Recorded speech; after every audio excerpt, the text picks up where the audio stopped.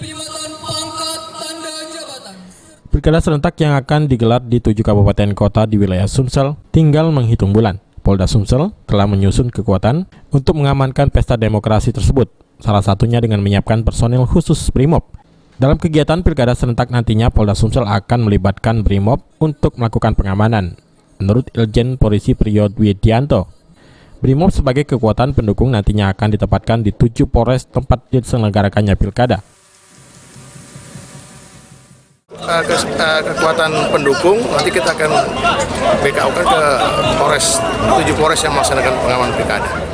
Sementara menurut Dansat BRIMOB Polda Sumsel, Kombes Polisi Yudo Nugroho, sejauh ini personel BRIMOB telah melakukan latihan untuk melakukan pengamanan khususnya menghadapi pilkada serentak. Kita sudah mengadakan latihan-latihan, kemudian kita juga sudah mempersiapkan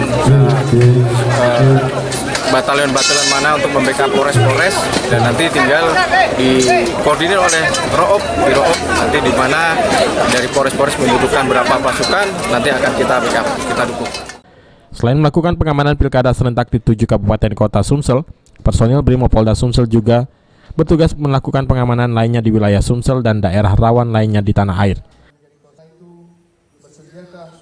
Firman Hidayat, PAL TV. Demi Allah saya bersumpah